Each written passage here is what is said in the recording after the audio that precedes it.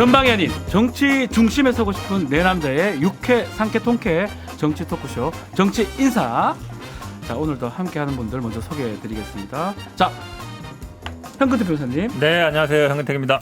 네, 안녕하세요. 김준우입니다. 좋습니다. 전남 순천의 전하라입니다. 안녕하세요. 장성철입니다. 네, 저는 허위로 아나운서 빈자리를 채우고 있는 변호사 박지훈입니다.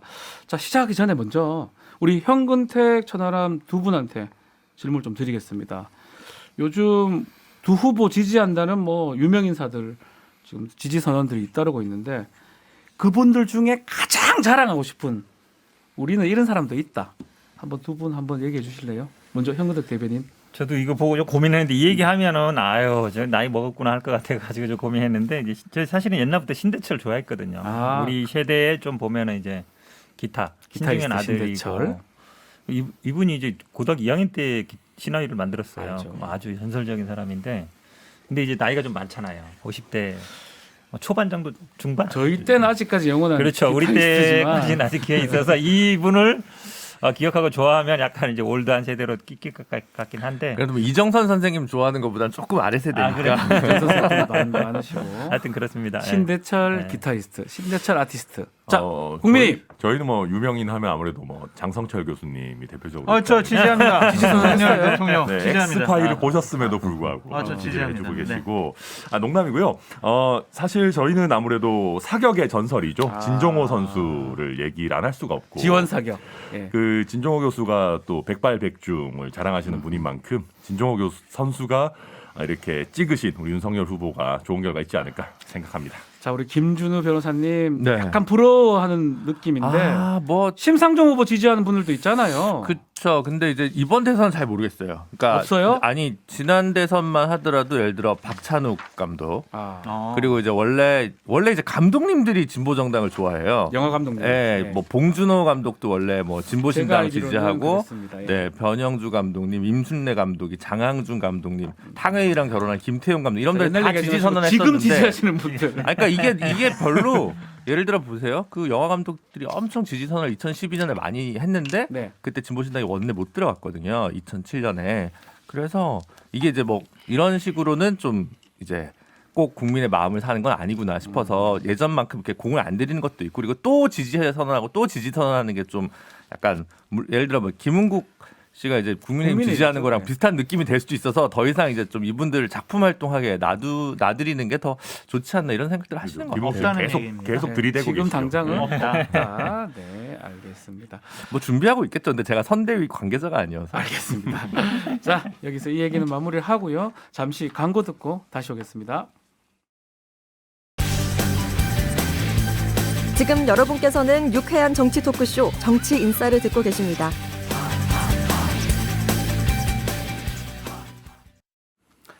자, 먼저 우리 천하람 변호사, 천하람 위원장이 있는 순천 또 호남 이야기부터 해봐야 될 것 같습니다. 자, 호남에서 윤석열 후보 지지율이 상승한다 이런 분석들 또 이런 조사가 많은데요. 최초 이준석 대표는 20% 목표를 줬다가 25% 이젠 30%까지 얘기를 하는데 일단 윤석열 후보 정말 이거 가능할까요? 저도 처음에는 좀 의아했는데요. 아하. 할 수도 있을 것 같습니다.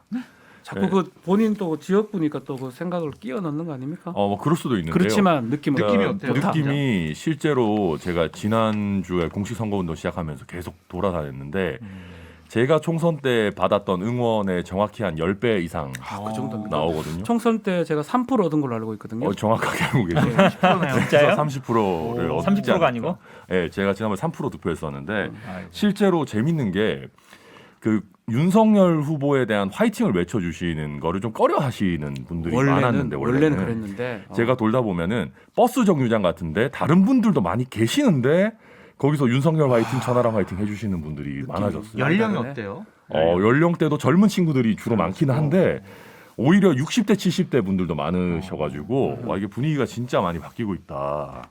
그래서 또 한 가지 제가 할 수도 있겠다라는 확신이 든 게 지난 금요일에 윤석열 후보가 대구 동성로 유세를 갔는데 그렇죠. 거기서 호남이 잘 되는 것이 영남이 잘 되는 것이고 대한민국이 잘 되는 것이 아니겠냐라는 얘기를 대구 동성로에서 했어요. 네. 제가 김준우 변호사님한테 굉장히 여러 번 이번 대선에는 도대체 여야를 막론하고 감동적인 장면이 하나도 없다라고 했었는데 저는 이번 대선에서 그나마 이게 찾아낸 좀 감동적인 장면인 것 감동적이게? 같고 저는 이준석 대표가 당대표 나올 때 대구에서 탄핵이 정당했다라고 했을 때 저는 되겠구나 이런 느낌 들었었는데 저는 윤석열 후보가 이번에 대구 동성로에서 이렇게 얘기하는 거 보고 이 정도면 진짜 지역 감정이 이제 곧 끝나겠다라는 확신이 들고 있습니다. 자 우리 현 대변인 현 네네. 변호사님.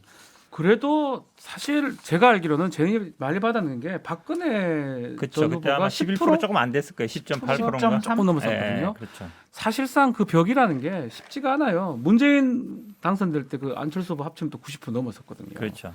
국민의힘 그 계열 보수 정당을 호남이 30%까지 지지를 해줄까요? 30%까지는 어렵다고 봅니다. 왜냐하면 뭐 아시겠지만 인구수에서 지금 이제 국민의힘이나 예선 항상 보면은 영호남을 상대를 비교를 많이 해요. 근데 네. 인구가 호남이 500만인데 TK가 500만이고 PK까지 합치면 1,300만입니다. 그렇죠. 인구 저책으로 비교가 안 돼요. 그러니까 국민의힘에서 항상이나 그쪽 분들은 아이 뭐 호남에서 몰표 찍으니까 우리도 몰표 찍는다. 요 논리로 가는데 이제 그게 사실은 성립이 안 되는 논리죠. 그렇죠. 기본적으로 인구수가 이 3배 가까이 차이가 나니까. 영남이 너무 많으니까. 그렇죠. 그러니까 이제 그렇긴 한데 대부분 보면은 이제 호남에 있는 분들이 민주당 지지하는 것이 뭐 사실은 민주당의 어떤 뿌리이기도 하지만 이게 굉장히 오래된 역사거든요. 그러니까 그렇죠. 지역 발전이라는 게 물론 지금은 제가 봐도 영남 호남의 어떤 그런 차별성보다는 이 서울이냐 중앙이냐 이제 저 수도권이냐 지방이냐 차이 큰데 뭐 다 어렵죠. 지방 다 어려운데 호남 같은 경우는 기본적인 기반 시설, 산업 시설이 많지 않아요. 다 아시잖아요. 그렇죠. 울산이라든지 포항이라든지 뭐 다 글로 창원이라든지 몰렸으니까 몰려 이제껏, 있죠. 이제껏. 그러다 보니까 네. 그런 거에서 나오는 어쨌든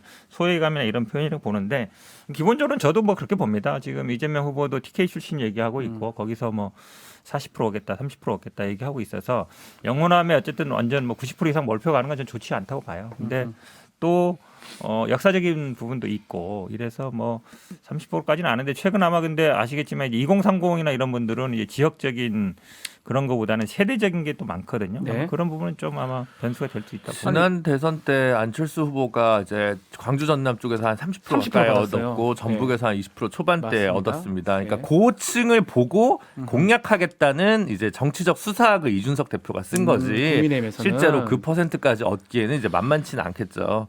저는 자 그러면 이번에 공약 중에 이 광주에 복합 쇼핑몰 만들겠다 이런 것들이 먹힐 수 있는지 또 그리고 일단 민주당에서는 야 이거 무슨 갈라치기를 하고 있느냐라는 얘기들 하고 있거든요. 그 얘기는 한번 우리 장성철 교수님 한번 주실래요?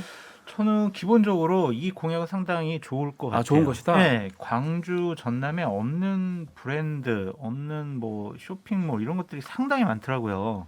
우리가 흔히 우리 집 옆에서는 볼 수 있는 것들이 광주에는 없어요. 뭐 특정한 업체들 명을 얘기하기는 어렵지만 그렇죠. 그래서 좀 저도 그저께 이걸 보고 상당히 놀랐었는데 이러한 복합 쇼핑몰 젊은 층들이 상당히 좋아할 것 같고 또 주부층 같은 경우에는 이런 곳에 가서 쇼핑도 하고 뭐 문화, 여가 즐기고 이런 것들이 또 생활의 즐거움 아니겠습니까? 이런 것들이 없다는 것 자체가 상당히 전 지금까지 이해가 안 됐어요. 근데 조금 윤석열 후보가 과하게 나간 부분이 있어요. 어떤 거죠? 그러니까 이제 우리가 더 잘해드릴게요. 우리 이런 거 만들어드릴게요. 이거 하는 거는 좋은데 예. 아니 복합 쇼핑몰이 없는 게 이게 광주의 투쟁 의식을 약해질까봐, 투쟁 의지가 약해질까봐 이 호남 지역에 이런 복합 쇼핑몰을 두지 않는다. 이런 식의 공격은 좀 저도 갸우뚱하게 되더라고요. 약간 갈라치기다. 이런 제가 이 봐도 부분은 그렇게 그런 측면이 강하게 왜 그러냐면 이게 아시겠지만 이제 광주 터미널 옆에 광주 신세계가 있었어요. 예. 그렇죠. 그 광주 신세계 백화점인데 거기서 사실은 뭐 스타필드나 이런 이제 복합 쇼핑을 많이 짓고 있잖아요. 원래 이게 전 시장 때 이걸 추진했었는데 그게 이제 지역 그 주변에 있는 상가나 이런 분들이 반대가 심해가지고 안 된 거거든요. 네. 이게 뭐 민주당이면 반대해서 안 됐다는 건 아닌데 저는 근데 이게 지역 예를 들어서 출마하시는 뭐 국민의힘 광주시장 후보가 예를 들어서 이거 허가해주겠다라는 건 저는 뭐 예를 들어서 그렇게 한다 그러면 지방선거 때는 공약이 될 수 있다고 봐요. 왜냐하면 허가권자가 광주 시장이니까. 시장이니까. 그렇죠. 근데 대선 후보가 민간 기업이 추진하는 사업이거든요. 네. 그러니까 이게 이준석 그 대표도 보니까 여러 개 없는 것들을 날려놨다는데 다 민간이 하는 거예요. 아하. 근데 민간이 하는 거에 대해서 대선 후보가 이게 왜 없냐 우리가 해주겠다 라는 거는 제가 보기에 말이 안 돼요. 왜 그러냐면 기본적인 허가권자도 아니고 권한이 예, 맞지 않다. 권한이 맞지 않는 거죠. 어. 기본적으로 대선 후보가 뭐 여기 우리 문화시설, 복합시설을 짓겠다든지 그런 거는 뭐 할 수 있겠죠. 국가에서 하는 거니까.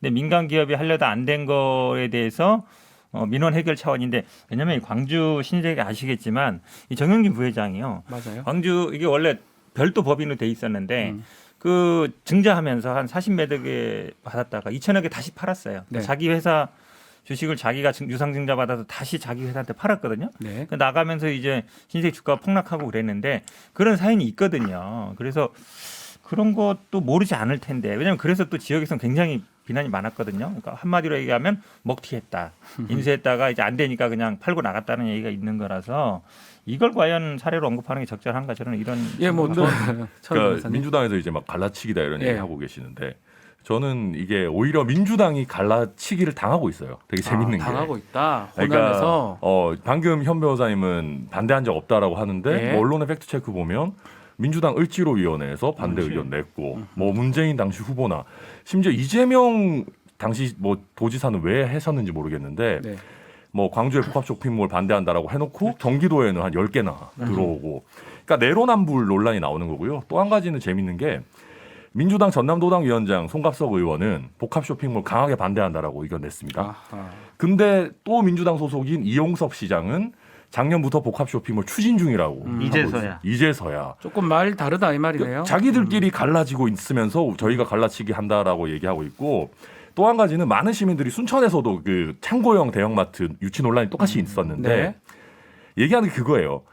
복합 쇼핑몰에 찬성할 수도 있고 반대할 수도 있다. 근데 왜 반대하는 목소리가 뭐 전부 그것만 있고 시민들의 절반 이상이 찬성하는데 왜 그 목소리를 내는 정당이 없냐. 그게 이제야 나왔냐. 너무 반갑다. 이런 아하, 얘기고 지금 나오고 그렇겠네요. 있는 거예요. 뭐 이준석 제가 대표가 이게- 뭐 그걸 바라봤을 수도 있겠네요. 이게 네. 요구가 있긴 있어요. 있으니까. 그러니까 근데 하지만 광주도 기본적으로 여전히 소비 도시적 성향이 되게 강하고 그렇죠, 그렇죠. 건설 경기가 중심을 이루고 있는 도시입니다. 맞습니다. 그 상황에서 실제로 지역 기반의 핵심들은 소상공인 분들이에요. 그러면 이분들은 굉장히 반대를 하죠. 그러니까 이걸 찬성하는 사람은 뭐 공공기관이나 일부 대기업 있는 사람들이니까 그 표만 보고 가려고 해도 그냥 갈라치기를 해가지고 유효 득표를 얻으면 그만이기 때문에 뭐 이준석 대표로서는 손해볼 게 없는 지 그래 뭐 요거는 공약이니까 네. 아니, 50% 저는 이상 뭐 찬성한다. 짧게 여러 뭐 의견이 하나만 있어요. 더 말씀드리면 예, 예. 그러니까 이재명 후보의 내로남불이라고 해야 되나 아니면 이중잣대라고 해야 되나요? 2017년도 2월 달에는요. 광주 신세계 복합시설 입점을 반대한다. 미국 아울렛은 기본적으로 사막에 있다. 이런 식의 얘기를 했었거든요. 예. 근데 2021년 3월에는 뭐라고 그랬냐면 아이고 이재명 회장 신세계 정용진에게 화성국제 테마파크 투자 결단에 정말 감사드린다. 이런 식의 얘기를 해요. 왜 광주는 안 되고 화성은 되는 거냐고요. 알겠습니다. 이해가 안 되는 거죠. 우리 현 변호사 현 대변인 네, 말씀드리면요. 짧게만 사실은 말씀 이게 주십시오. 네. 복합 쇼핑몰 문제는 굉장히 지역에서는 뜨거운 이슈입니다. 그렇죠. 저도 뭐 지역에 고향이 있다 보니까 아는데 대부분 초기에 이렇게 큰 기업이 들어와서 쫙 가져가지 않아요. 그 지역의 특성 있는 이제 상가들이 생기다가 나중에 큰 기업이 들어오면 대부분 거기 흡수됩니다. 그게 사실은 그게 과연 좋은 거냐 그런 얘기 있습니다. 말씀처럼 저도 뭐 예를 들어서 복합 쇼핑몰이라는 게 쇼핑하고 영화 보고 이런 게 있는 거거든요. 물론 욕을 수 있죠. 근데 시설이 다 있습니다. 예를 들어 우리가 쇼핑센터 없는 것도 아니고 영화관 없는 게 아니거든요. 그래서 이거를 저는 문제 제기한 건 그거예요. 특정 민간 기업이 하는 부분들은 경제적인 논리에 따라 처리하면 되는 거예요. 네. 그거를 대선 후보가 공약으로서 제시할 수 있는 거냐. 그런 약간 대기업 예. 특혜 논란이 아니, 있을 수는 있어요. 그러니까 지금까지 경제 논리에 의해서 처리가 자연스럽게 되도록 하지 않고 민주당이 반대해 왔으니까 우리는 반대 안 하겠다라는 얘기를 하는 거죠. 뭐 무슨 지금까지 정치 논리가 아예 없었습니다. 근데 그게 그러니까 아니죠. 박지원 변호사님이나 천하람 변호사님 너무 잘 알 텐데 일단 대구에도 이제 대구 백화점이랑 동아 쇼핑이 다 없어졌어요. 이게 중앙 백화점 그룹들이 들어가면서 그러니까 지역 기업 상생과 소비자의 후생 사회에서 어떤 게 참 우익인지는 참 그것도 꼭 중소상공인뿐만 아니라 지역 로컬 기업 관련 관점에서도 고민이 많이 되는 사안이긴 해요. 알겠습니다. 자, 그 요것만 짧게 윤석열 후보가 구미 갔더라고요. 박정희 전 대통령 생가 갔는데 지난번하고 다르게 상당히 환영을 받았어요. 뭐 그만큼 좀 표심이 좀 잡힌다 이걸로 봐야 됩니까? 어떻습니까? 결집하는 거죠. 결집이다? 지금, 예, 특히 TK 지역에서는 정권 교체 여론이 높은데 이상하게 좀 예전만큼 예전에 보수 정당 후보만큼 지지율이 나오지 않았는데 서서히 이제 열기가 높아지고 지지가 결집되고 있다라고 볼 수밖에 없습니다. 그래서 정권 교체 열망이 나타난 결과다라고 요 말씀드립니다. 질문 하나만 더 드릴게요. 그러면 박근혜 전 대통령의 등장하냐 안 하냐 이 부분이 또 관심이 되고 있는데 이 조원진 후보 같은 경우는 이재명을 돕지는 않겠지만 윤석열에 대한 감정은 좋지 않다 이렇게 표현했고요. 홍문정 의원 같은 경우는 뭐 정권 교체 바랄 거다 이렇게 얘기했는데 이거는 어떻게 우리 홍근택 대변인부터 근데 아마 저는 개인적인 생각입니다. 정확히 모르겠지만 박근혜 전 대통령이 메시지를 안 낼 수도 있다고 봐요. 왜냐하면 지금 원래는 뭐 2월 달에 퇴원을 할 거다 이러는데 이게 조금 늦어진다는 얘기도 나오고 있거든요. 그리고 본인이 어떤 메시지를 내도 정치적으로 아마 해석 많은 분들이 할 거예요. 그렇죠.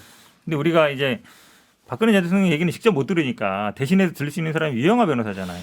유영하 변호사 얘기하는 거 보면 약간 애매하게 얘기해요. 낼 거다 이렇게 얘기하지 않고 아니면 좀 뭐 퇴원하고 일단 좀 생각해 보겠다든지 약간 돌려서 얘기하고 있어서 유영하 변호사가 제가 보기에 박근혜 전 대통령 뜻을 거스를 것 같지는 않거든요. 유일하게 소통하는 사람이니까. 그러니까요. 그래서 아마 내더라도 유영하 변호사 얘기일 텐데 유영하 변호사가 최근에 얘기를 이렇게 들어보면 저는 뭐 안 낼 수도 있지 않을까. 이게 내게 되면 국민의힘한테 유리한 거예요, 불리한 거예요? 윤석열 후보한테는 어떻습니까? 가늠하기 힘들죠. 가늠하기 어려운데 예. 대신에 박근혜 전 대통령도 정치인이시지 않습니까? 예.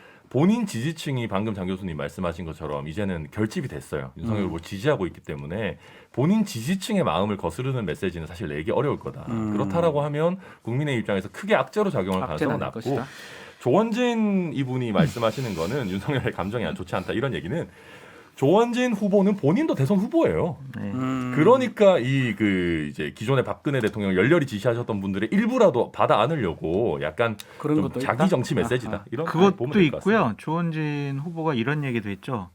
아니 지금 야권 후보 단일화 해야 되는데 왜 나한테는 단일화하자는 얘기를 안 하냐. 맞아. 나 좀 찾아줘라. 나 좀 주목받는 대우해줘라. 그것도 그런 있을 것 것이다. 알겠습니다. 자, 지지율 얘기를 좀 하지 않을 수가 없는데 지금 여러 조사에서 이재명 후보하고 윤석열 후보 좀 격차가 조금 있는 것, 뭐 오차 범위 내의 조사도 있지만 특히 전화 면접 조사 좀 벌어지는 모양새가 있습니다. 왜냐하면 그것들은 항상 붙어 있다가 지금 떨어진 상황이거든요. 뭐 그러다 보니까 뭔가 이재명 후보 돌파구 찾아야 되지 않느냐라고 했고 토요일 새벽에 네. 그래서 그런지 예결위에서 추경 관련된 단독 처리했습니다. 현 대변인 그거 보면서 그런 게 반영됐다고 봐야 됩니까? 어느 정도 반영이 된 거죠. 왜 그러냐면 사실은 이제 여러 가지 해석이 있습니다. 이제 지금 뭐 두 가지 여론조사, 갤럽이랑 MBS가 전화 면접 조사했는데 이게 좀 벌어진 게 나왔잖아요. 나오면서 굉장히 당내도 논란이 되곤 했는데 왜 그랬을까 이제 이유 분석을 많이 그렇죠. 하는데 이제 두 가지 정도 나오는 것 같습니다. 하나는 우상호 총괄본부장 얘기처럼 이제 단일화 이슈로 넘어가면서 좀 이재명 후보가 좀 시야에 사라진 게 아니냐. 그러니까 단일화에 좀 초점이 맞춰져 있다 이렇게 보는 보도가 있고 그다음에 그러면서 아마 저는 뭐 여론조사 탓을 하고 싶지는 않은데 여론조사에서 이제 단일화 문항이 들어가면서 민주당 지지자들이 좀 빠진 게 아니냐 이런 분석도 있는데요. 두 번째는 오히려 저는 이 두 번째에 더 방점을 두고 싶은데 최근에 이제 코로나가 굉장히 심각한 상황으로 가고 있거든요. 그렇죠. 확진자가 늘어나고 있죠. 제가 보기에 이제 10만 이상 가고 그러면서 오늘도 아침에 보니까 쭉 매일 보건사태가 뭐 사람들 거의 줄 10만 서 있어요. 명입니다. 검사한다고 줄 서 예. 있는데 죄송합니다. 저도 이렇게 줄을 서 보면 막 1시간씩 서 있거든요. 네. 근데 이게 정부가 사실은 명확하게 이게 뭘 해줘야 되는데 그전에 우리가 확진자, 밀접자 동선 추적하고 관리했었잖아요. 지금 어찌 보면 그냥 각자 알아서 하는 방향으로 가고 있어요. 그렇죠. 자가격리도 확진자도 집에 있다가 그냥 일주일 있으면 그냥 자동으로 나가는 거고 거기서 사실은 뭐 10만 명 넘어가기 때문에 다 관리하는 것도 불가능한 불가능하죠, 거죠. 사실은. 또 뭐 보건소 직원도 한계가 있기 때문에 되는데 그러면 그렇다고 정확하게 얘기를 해줘야 되거든요. 밀접자는 앞으로 뭐 검사 안 해도 됩니다. 확진자도 이런 요건 되고 자가 검사해서 하면 됩니다라고 얘기해줘야 되는데 그런 게 없다 보니까 국민들 혼란스럽다는 거죠. 굉장히 혼란스럽고 불안하죠. 또 자영업자 입장에서는 자영업자들은 지금 스트레스입니다. 어제 지금 6인 9시에서 예. 6인 이제 10시까지 됐는데 그럼 이제 보상을 해줘야 되는데 네. 이게 2년째 뭐 보상 뭐 조금씩 해주다 말고 그 시간은 1시간 늘려 물론 여론조사에 1시간 늘린 건 반영이 안 됐습니다만 자영업자들의 요구는 그거죠. 이렇게 풀어주든가 손실 보상을 해주든가 둘 다 안 하고 있으면 이건 결국은 정부 여당의 책임 아니냐. 아무리 뭐 야당이 반대한다 하더라도 그 부분이 제가 보기에 굉장히 크지 않나. 그러니까 코로나 상황이 엄중하게 가는 게 지금 정부 여당에 대한 비판으로 가고 있고 결국 그게 아마 이재명 후보에 대한 지지율이 좀 하락하는 추세로 그래서 많은 영향을 받는 것 같습니다. 최소한 예결위까지는 처리를 빨리 해야 되겠다. 뭐 이게 다음 아마 주에 뭐 예결위 본회의 갈 수도 있겠지만요. 그렇죠. 다음 주쯤에 될 것 같은데 이제 국민의힘에서는 이제 뭐 1,000만 원 얘기는 하고 있는데 1,000만 원 안 되니까 이제 통과 못 시킨다는데 이제 내심은 그건 아니고 이제 선거 전에 이게 확정되거나 이거를 어찌 보면 저지하고 있는 거거든요. 얘기를 보면 뭐 시간 많고 이거 꼭 해야 되냐 그러니까 예결위원장도 이제 계속 여기저기 도망다니면서 이제 안 하려고 하고 있잖아요. 그래서 도망이 뭡니까? 아니 국민의힘 같은 경우는 확실히 나중에 많이 주자 뭐 이런 식으로 또 얘기를 했던 것 같아요. 그러니까 근데 이제 소상공인 입장에서는 바로 받고 싶은 마음들이 있을 것 같기도 하고요. 근데 저는 이렇게 생각해요. 예. 야당은 방금 현 변호사님도 말씀하셨지만 막을 힘이 없어요. 여당에서 밀어붙여서 처리하면 다 할 수 있습니다. 지금까지 많이 했었고 뭐 임대차 3법 뭐 말할 것도 없고요. 지금까지 왜 못했냐 하면 홍남기 부총리 때문이거든요. 솔직히 얘기하면. 홍남기 부총리. 그러니까 청와대랑 정부 여당이 다 따로 놀고 있는 거예요. 저는 그래서 이런 거 보면서 문재인 대통령께서 진짜로 이재명 후보를 별로 도우실 생각이 없나라는 생각이 들기도 하고요. 그러니까 야당 탓은 솔직히 의미 없죠. 뭐 언제든지 여당이 뭐 다 밀어붙일 수 있는 의석수니까요. 그다음에 저희 국민의 입장에서 그런 겁니다. 선거 전에 또 대강대강 해가지고 막 해가지고 이런 거 말고 제대로 좀 준비해서 하자라는 거고요. 뭐 그게 나쁘다고 생각하지도 않습니다. 근데 뭐 보기에 따라 다른 거고 이제 왜 그러면 최근에 이재명 후보 지지율이 떨어지냐? 저는 코로나나 뭐 단일화나 이런 거는 다 마이너한 변수들이라고 생각하고요.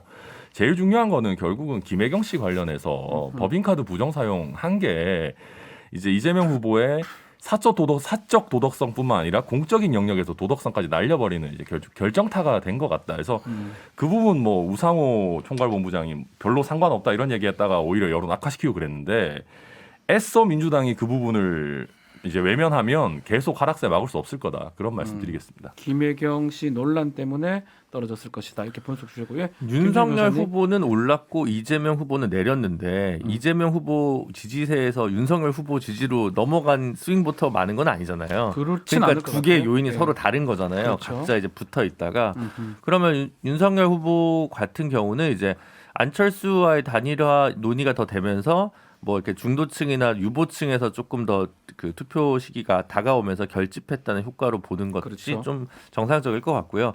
이재명 후보는 지금 최근에 생산적 이슈를 좀 만들어내지 못한 상황에서 도덕성 논란 프레임에 자꾸 끌려가는 것 같아요. 지난주에 월요일에 뭐 정치 개혁과 관련돼서 뭐 이재명 정부란 말을 쓰지 않겠다 이제 이런 얘기를 했는데. 그리고 나서 그게 또 하루짜리로 끝났어요. 그렇죠. 그 다음 날부터는 그냥 쭉 또 제가 볼 때는 그렇게 그 얘기를 별로 안 하고 연결성은 없었던 그냥 것 같아요. 지역을 다니면서 지역 공약을 하고 있거든요. 그러니까 지역 공약을 다니는 건 윤석열 후보도 하고 이재명 후보도 다 한단 말이에요. 그러니까 그거는 솔직히 이번 선거에서 큰 의미가 없어요. 부동산, 코로나, 지역 공약은 다 대동소이하기 때문에 이 변별성이 무엇을 낼 수 있느냐의 부분에서 차이를 좀 내줘야 되는데 그 부분에 좀 실패하고 있는 거 아닌가. 같은 메시지를 내도 좀 유능하게 선거를 풀어갈 수가 있는데 각각의 메시지들이 좀 분절적으로 혹은 끌고 가지 못하는 그러다 게 보니까 지금인가. 지지율이 정체되거나 네, 하락 빠지고 국면이었다. 있다 이렇게 보여집니다. 예, 장 교수님 어떻게 보십니까? 뭐 토요일 새벽에 예결위에서 민주당이 단독 처리한 네. 것은 이재명 후보의 뜻이 반영된 결과가 아니냐라는 생각이 들고요. 네. 어쨌든 이렇게 해서라도 소상공인 표를 좀 한 표라도 더 모으겠다라는 의지의 표현이라고 좀 생각이 듭니다. 네. 저는 이재명 후보가 저 지지율을 올리기 위해서는 자기 만족 환상에 깔려 있는 전략을 버려야 된다. 그게 무슨 말이죠? 자기 만족 환상? 그러니까 착각하지 말아라라고 아. 말씀드리고 싶어요. 예를 들면 나 이재명은 TV 토론 잘하니까 TV 토론 하면은 내가 윤석열 후보를 압도할 수 있을 거야. 이런 생각들. 무속, 신천지 이런 거 갖고 윤석열 후보를 공격을 하면은 먹힐 것이다 이런 윤석열 후보 생각하지 마라. 지지율은 떨어질 거야. 어허. 라든지 소확행, 타켓형 공약을 하면 그 표들은 다 나한테 올 거야. 라든지 이러한 거 갖고는 지지율이 오르지 않는다. 그러니까 기본적으로 우리 천하람 변호사님께서 말씀 잘 해주셨듯이 본인과 배우자의 도덕적인 문제가 지지율을 올리지 못하게 하는 덫으로 작용을 하고 있거든요. 그런 것부터 먼저 지난번에 해결을 해야 족쇄라고 된다. 표현하셨잖아요. 그렇죠. 예. 네, 여러분 지금 정치 인사 함께하고 계십니다. 자, 다음은 저는 마지막까지 이게 큰 변수로 작용할 대선 변수인 단일화 얘기를 하지 않을 수 없다고 생각이 드는데 지금 일단 우리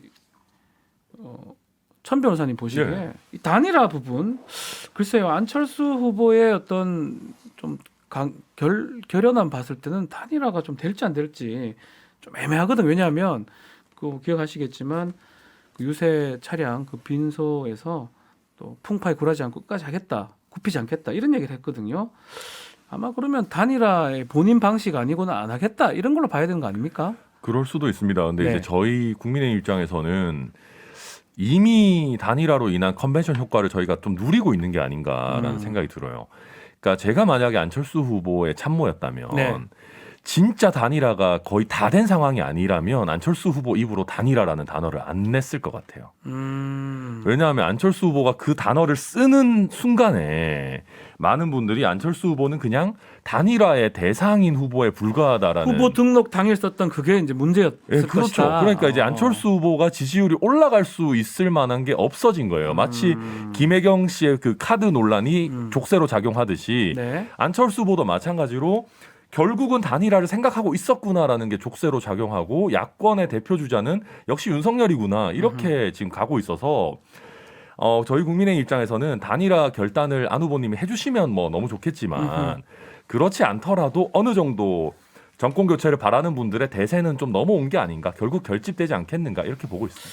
자, 그러면 김준우 변호사님도 여쭤보면 결국은 국민의힘이 원하는 거는 뭐 중도에 자진 사퇴하는 방식. 그렇죠. 근데 안철수 후보는 일단 지금 상황상으로는 그런 모양새는 아닌 것 같거든요. 그렇죠. 또 안에서 국민의힘 안에서 여러 가지 다른 목소리도 좀 있는 것 같아요. 오늘 뭐 정미경 최고위원 같은 경우는 이준석 대표 좀 그런 얘기 좀 그만해라 네, 그렇죠. 이런 얘기도 하거든요. 이준석 어떻게 대표는 보십니까? 계속 뭐 예우 방법이 있다 해서 약간 예전보다는 조금 절충적인 견해를 피력하고 있지만 기본적으로 당의 노선은 자강이다라는 얘기를 계속 네. 하면서 약간의 등거리 정책을 유지하고 있는 것으로 보입니다. 그래서 저는 뭐 그럴 수는 있다고 보는데 그 전부터의 좀 안 후보를 대하는 태도나 이런 거, 그러니까 안 후보를 대하는 문제가 아니라 안철수 후보를 지지하는 그래도 한 7에서 한 10% 정도 되는 그렇죠. 국민들을 대하는 태도가 이게 맞냐 이런 거에서 좀 적절치 않은 부분이 분명히 당대표에게 있었다라는 건 짚고 싶고요. 다만 이 정치적 효능감이나 이런 거는 어떻게 보면 안철수 후보의 자업자득인 측면이 분명히 있는데 어떤 측면이죠? 그거는 꼭 이번에 후보 등록할 때 이걸 해서라기보다는 국민의당 할 때도 그렇고 그러니까 지금도 국민의당이지만 죄송합니다. 20대 국회 때 처음 네. 국민의당을 할 때도 그렇고 선거제도 개혁이나 뭐 결선 투표제 이런 거에서 도통 별 관심이 없었어요. 그렇죠. 어떻게 본인이. 보면. 그러니까 본인이 네. 계속 제3지대에 있을 수 있다라는 생각보다는 언젠간 넘어가서 그 안에서 뭔가 이니셔티브를 줄 수 있다는 생각 때문에 그랬던 것 같아요. 아마도 잘 생각해 보면 바른미래당 합치고 할 때도 손학규 대표는 패스트트랙 외쳤는데 안철수 대표는 바깥에서 뜨뜻미지근하거나 굉장히 유보적인 태도를 취했거든요. 그랬던 것 같아요. 좀 그런 생각해 것들이 보면. 모두 네. 지금 약간 부메랑으로 돌아오고 있는 측면이 분명히 있다라는 생각이. 자, 단일화 이번 주말 또 다음 주 가능성이 전혀 없는 건 아니거든요. 근데 가능성 어떻게 우리 장 저는 교수님은 계속적으로 된다면, 만약에 된다면 가능하다라는 저는 쪽인데 국민의힘 입장에서 상당히 좋은 거 아닌가요? 좋죠. 이렇게 진영이 하나로 결집이 돼서 정권 교체를 위해서 많은 국민들의 마음을 모을 수 있다라는 상징적인 의미가 있기 때문에 단일화는 기본적으로 윤석열 후보한테 유리할 수밖에 없어요. 또한 개량적인 여론조사 수치를 보더라도 단일화하면은 더 높아진다라는 게 나오고 있기 때문에 네. 단일화하면은 보다 확실한 승리를 할 수 있다라는 생각인데 기본적으로 안철수 후보가 어떤 풍파에도 굴하지 않고 우리의 가치와 신념을 지켜내겠다, 뭐 동지의 뜻을 쭉 지켜내겠다 가겠다. 이런 식의 얘기를 하는 거 보면 본인은 또 단일화할 생각이 없지 않을까. 있긴 있겠죠. 안철수 후보가 제시한 방식으로 한다면. 근데 여론조사는 방식. 불가능해요 지금. 어쨌든 국민의힘이 할 생각이 전혀 통크게 없어요. 받으면 안 돼요. 전 받아서라도 해도 이긴다고 생각을 하는데 어쨌든 또 다른 위험성이 있기 때문에 그 부분은 절대로 받지 않을 것 같고요. 저는 안철수 후보가 완주를 한다고 해서 대선 이후에 정치적인 미래가 그렇게 썩 잘 풀릴 것 같지가 않아요. 않다. 저는 오히려 위험하다고 생각이 들거든요. 그래서 21일 날 일단 법정 TV 토론 한번 하고 25일 날 2차 TV 토론을 하고 28일이 27일 아닌가요? 투표용지 투표용지 인쇄? 인쇄가 28일부터잖아요. 그렇죠. 그래서 저는 26일이나 27일이 단일화에 좀 적기가 아니냐 그렇게 좀 한다면 예상해 봅니다. 우리 저는 윤석열 후보가 이거를 안 받는 거를 잘 이해 못 하겠어요. 왜냐하면 최근 여론조사를 보면 압도한 것 같은데. 그렇죠. 뭐 적합도나 경쟁력이나 다 이기고 있고 그리고 뭐 안철수 후보 지금 상황이 그렇게 좋은 상황이 아니잖아요. 안팎으로. 그러면 사실은 뭐 밖에서 다른 후보, 다른 뭐 당 대표나 다른 분들이 뭐 예우한다, 5년 후에 어떻게 한다, 뭐 총리 원하지 않고 뭐 기반을 만들어준다, 그거 다 필요 없거든요. 지금 안철수 후보가 얘기하는 거는 여론조사 방식으로 단일화하자. 하고 자기가 지면 그냥 그게 뭐 물러나겠다는 예스노 거죠. 답을 해달라는 얘기잖아요. 그러잖아요. 후보가 얘기해달라는 얘기잖아요. 그렇죠. 후보는 얘기 안 하고 이제 주변 사람들 얘기하고 있는데 지금 여론조사상으로는 제가 보기에 받아도 되거든요. 근데 이제 물론 말씀처럼 일말의 가능성은 있을 수 있죠. 일말의 가능성은 있을 수 있는데 뭐 역선택 이런 걸 문제 삼지 말고 저는 오히려 그렇게 그냥 알겠습니다. 받으면 윤석열 후보 입장에서는 대범하다. 예전에 이제 노무현 대통령 사례처럼 그럴 수도 있는 거거든요. 노무현 대통령이 뭐 네. 정몽준 하고 할 때 그렇죠. 완전 다 그때도 받았어요. 오히려 뭐 모든 불리할 것을. 것 같았는데 우리 일거에 지지자들이 바뀌었죠. 역전되면서 일거에 그렇죠. 바뀌었죠. 그런 상황도 생길 수 있는 거라서 저는 윤석열 후보가 이 정치적 결단이나 하는 걸 아마 여기에서 볼 수 있을 것 같아요. 근데 어려운 그러면 상황에서. 할 것 같으면 안 할 것 같습니까? 저는 지금 상황이라면 할 가능성도 있다고 봐요. 아, 있다. 네. 저는 현 변호사님 생각이 맞다고 봐요. 어허. 윤석열 후보가 통 큰 정치를 통해서 포용하는 모습을 취하면 맞는데 할 것이다 안 할 것이다. 근데 위험한 부분이 있어요. 왜 그거 몇- 왜 위험하다는 몇 개 거죠? 여론조사를 보면은 혹시나 안철수 후보가 더 높게 나오는 여론조사가 있어요. 그것은 이제 이준석 대표가 얘기하는 것처럼 역선택 부분 그런 부분을 상당히 좀 우려할. 근데 지금 않을 수가 없어요. 말씀대로라면 그렇게 통 크게 결정하지 않으면 안 되는 거라는 거잖아요. 지금. 근데 결국 이제 단일화가 2, 3위 후보의 언어다라고 얘기했던 게 또 한 번 나오는 거예요. 지금 여론조사상으로 1위니까 그러니까 윤석열 후보가 뭐 오만하게 보인다 이런 거는 좀 과한 것 같은 게 오만하게 지금도 보여요. 1위로 나오니까 사실은 이런 생각이 있는 거 예. 아니에요? 뭐하러 합니까 이거? 아, 할 그렇죠. 필요가 왜냐하면 없다. 지금도 1위고 맞죠? 여론조사 추이가 나쁘지 않고 어. 그리고 이렇게 끌고 가도 사실 안철수 후보 지지층 중에 정권 교체를 희망하는 분들은 결국 또 막판에 결집해 주시지 않겠느냐라는 생각이 있는 거죠. 그러니까 그런 상황에서 방금 장 교수님 지적하신 것처럼 1대1 여론조사 했을 때 민주당 지지층에서는 압도적으로 안철수 후보를 지지하는데 우리나라 국민의 대략 한 뭐 절반 가까이는 민주당 지지층인데 그렇게 해서 정말 의외의 결과가 나와버리면 불안하다. 저희 지금 유세차 저도 지금 지난주부터 유세차 올라가지고 막 윤석열 후보를 뽑아주시고 하고 거기 윤석열 이름이 대문짝하게 박혀 있는데 그거 갑자기 안철수로 바꿀 수는 없잖아요. 그러니까 네, 쉽지 않은 문제죠. 그냥 그래서 윤석열 얘기는 후보가 해볼 통이 것이다. 크지 않다로 정리하시죠, 그냥. 아니, 통 얼마나 커 아니 보이는데. 통 아니, 크게 사실 하면 나는요, 좋다. 왜 비아냥거려? 아니 윤석열 후보가 예, 예. 사실은 국민의힘이나 윤석열 후보가 너무 몸조심한다는 생각이 들어요. 민주당 지지자들이 뭐 절반 안 되고 해봐야 30 몇 프로 정도인데 지금 정당 지지 비슷하거든요. 근데 대부분 민주당 후보들이 만약에 뭐 당에서 공식적으로 어떻게 하라 지침 내릴 수 있겠습니까? 선거법 위반이 되는 거예요. 안 되는 거거든요. 그렇죠, 그럼 이제 그렇죠. 본인들이 할 텐데 대부분 단일화 얘기 나오면 관심 없어요. 아, 끊어버리거나 이러지. 그렇죠. 아 내가 우리 뭐 안철수 후보 해야지.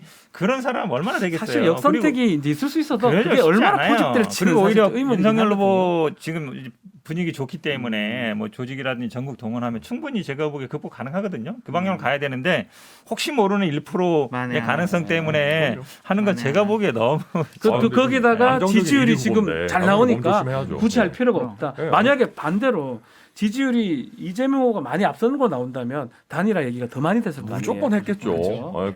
2, 3위 후보들끼리는 뭐 할 수밖에 없습니다. 그렇죠. 예. 알겠습니다. 자, 뭐 단일화 부분 뭐 끝까지 봐야 될 부분이고 요거는 우리 청취자분들 관심을 많이 가지더라고요. 언제까지? 투표 용지 인쇄 또 그리고 사전 투표 전까지는 돼야 되겠죠. 많이 한다 하더라도. 그렇죠.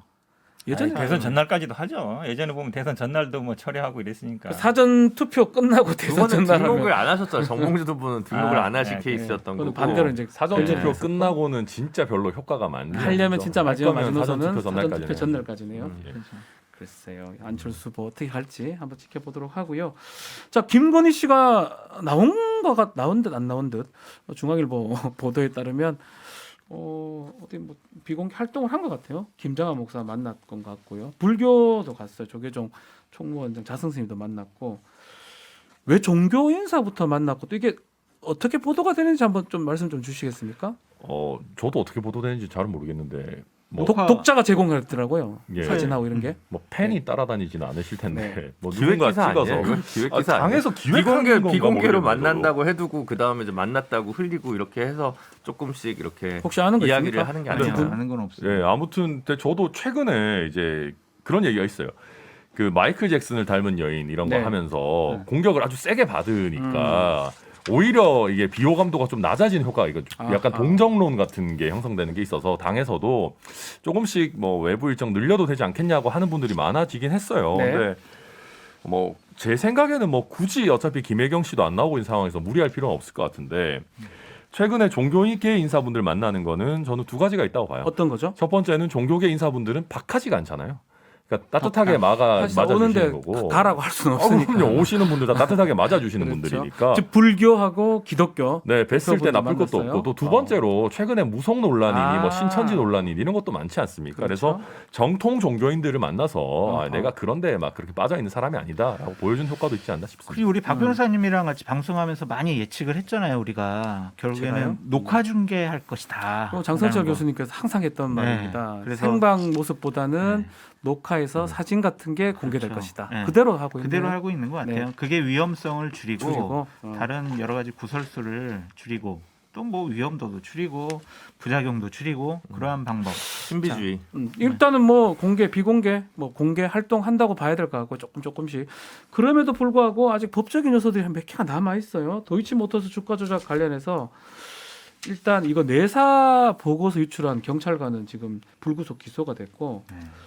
그것도 제가 좀 이해가 안 되는 게 한참 있다가 지금 또 사건 처리가 되고 있거든요. 2019년도에 입건한 걸로 제가 알고 있는데 어쨌든 간에 이 사건도 우리 현 변호사 보시기에는 정리 수순으로 간다고 봐야 됩니까? 약간 그런 분위기죠. 또 일부 왜냐면- 보도에 따르면 네. 그 패턴 자체가 전형적인 시세 조정, 주가 조작 내용으로 그렇죠. 보인다라는 왜냐면 보도도 지금 있는데요. 뭐 다 언론에 많이 공개된 것처럼 이제 윤석열 후보는 토론 경선 과정에 2010년 5월까지 그때까지 하고 이제 그 사람과 관계를 끊었다. 그리고 네. 뭐 4천만 원 손해 봤다는 얘기인데 우리가 뭐 그 얘기를 다시 할 필요는 없을 것 같죠. 그 이후에 계속 거래 나왔고 거래 대금도 50억 정도 된다는 얘기 나왔는데 이제 문제는 이거죠. 지금 말씀하신 것처럼 사실은 거기에 관련된 사람들에 대한 다 형사 조치가 다 끝나고 네. 그 다음에 예를 들어서 이 문제 뭐 내사 보고서를 유출을 했느냐 안 했느냐 문제 삼을 수는 있겠죠. 근데 사실은 이것도 어찌 보면 이제 뭐 제보인지 아니면 언론 뭐 공익 제보인지 모르겠지만 이게 수사가 제대로 안 되다 보니까 이제 언론에 나온 거거든요. 이런 그렇죠. 일이 종종 있습니다.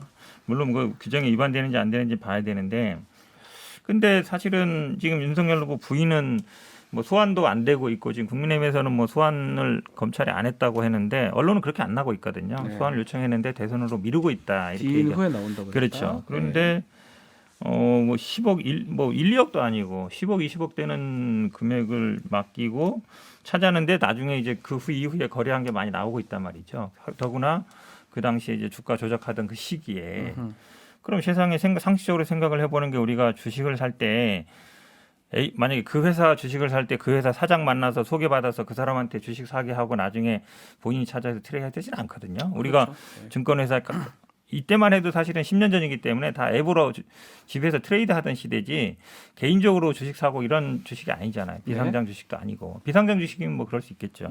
요즘 비상장 주식도 다 시장에서 그래 하다 거래하죠. 이게 예. 도이치모터 사장한테 소개받아서 그 사람 소개받아서 그 주식을 사는 것 자체가 제가 보기에 약간 이상하죠. 알겠습니다. 그 다음에 근데 소환도 안 하고 있고. 자 그러면 예. 저는 이제 요 질문 한번 들어볼게요.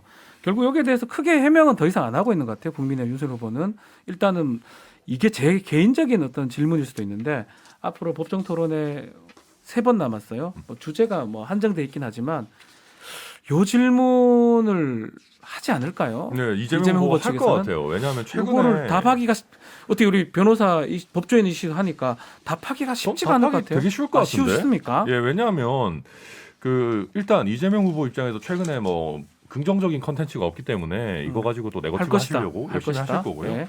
근데 이걸로 수익을 얼마 보고 손해를 얼마 받는지 이런 거는 당시 다 공직자였기 때문에 이미 다 공개가 돼 있고 사실 수익을 본 것도 별로 없어요. 그래서 뭐 그런 부분들이 이미 많이 공개가 돼 있고. 계좌 그냥 공개하면 끝 아닙니까? 솔직히? 근데 저희 입장에서 그렇게 생각하는 거는 보십시오.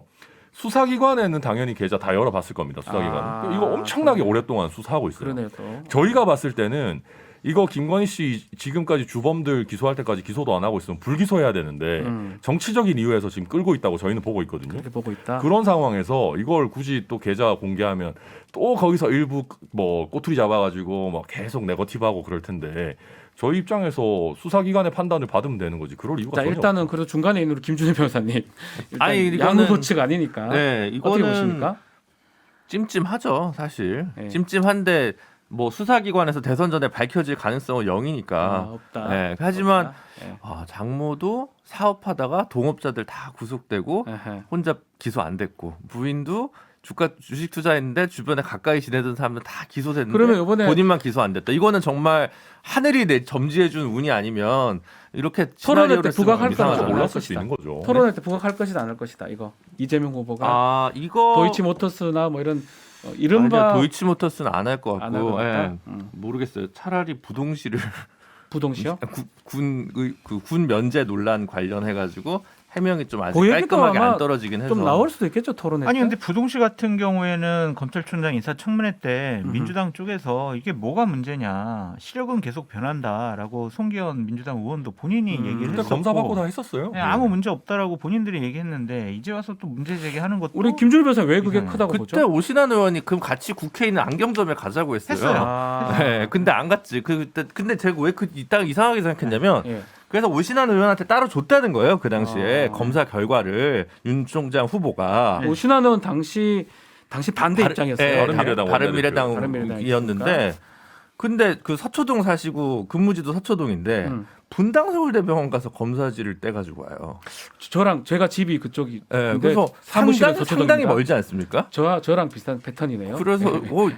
왜 서초동에 사시고 사무실도 저 같으면 서초동인데. 돼. 제가 분당 살면서 서초동에서 출근하니까 예. 간혹 분당 그럴 수는 가기도 있죠. 하죠. 근데 분당이랑 아무 상관없는데 거기 개인 가니까 정보 느낌 아니에요? 아니 뭐 어때요? 이게 예, 좀 맞는 말이니까. 뭐 이런 거기 생각이 이상하다는 들어요. 거죠. 이게 이상하다는 사실은 거죠. 부동시가 이상하다는 사실은 거죠. 이제 그 부동시 이런 게 시력이 다르다는 얘기잖아요. 아니 지금 두 박진 가지. 변호사님이랑 저랑 다 부동시잖아요. 저도 부동시에요. 네, 근데 이제 그러면 어떻게 하냐면 안경을 이제 다른 안경, 그러니까 초점이 다른 걸 쓰면 되잖아요. 그렇죠. 모든 사람들이 양쪽 시력 같은 사람은 없어요. 네. 그 차이가 얼마나 되느냐 그렇죠, 문제잖아요. 그렇죠. 저도 0.12 차이는 있거든요. 도수 조정하면 됩니다. 근데 이제 국민의힘 쪽에 주장하는 게 그거죠. 예전에 민주당이 문제 삼지 않았다.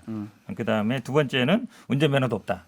근데 사실은 민주당이 그 당시에는 물론 이제 여당 입장이었고 여당 뭐 방어한 입장이니까 그럴 수 있겠지만 선출직하고 좀 다릅니다. 또 사실 인사청문회에서 물론 군면제 중요합니다. 임명직도 중요하다고 보는데 선출직은 더 엄하게 봐야 되는 거죠. 그다음에 운전면허는요 본인이 원하지 않으면 안 받는 거예요. 사실은 이 시력 차이를 교정해서 하면은 충분히 딸 수 있습니다. 그래서 뭐 한간에 그런 얘기도 하잖아요. 저도 그 당구 500인지 아닌지 모르겠어요. 저도 뭐 150밖에 못 치니까 안경 껴도. 근데 당구 500이라는 얘기 있잖아요. 그건 사실은 불가능한 얘기거든요. 부동시이라면. 모르겠습니다. 저도 네, 그러니까요. 150 치는데. 그래서 제가 보기에는 인사청문회 때 다 검증됐다는 얘기는 사실은 이 대선 후보의 군대 문제는 굉장히 예전에부터 굉장히 민감한 근데 문제였어요. 더 뭐 얘기할 수 있는 상황까지는 그러니까 시간이 결국은 그러니까 본인이 없잖아요. 예를 들어서 면제 받을 때는 0.7, 그 정확히 모르겠어요. 근데 어쨌든 차이가 컸다는 거잖아요. 나중에 좋아졌다는 건데, 근데 그런 이제 합리적 의심을 하는 거죠. 이분이 군대를 가는 게 이제 고시 공부하는 기간이었잖아요. 공부를 오래 했고, 그 중간에 사실 군대 가게 되면 굉장히 치명적이거든요. 그래서 약간 뭐 의혹을 제기하는 그런 것 같습니다. 자 네, 뭐. 마지막으로 요 얘기하고 정리를 좀 해야 될 것 같습니다. 배우자 지금 논란 또 네거티브 공세 정도 얘기를 하고 있는데 이재명 후보 배우자 김혜경 씨 등판할지 아니면 등판하면 도움이 될지 이 질문 한번 드려볼까요?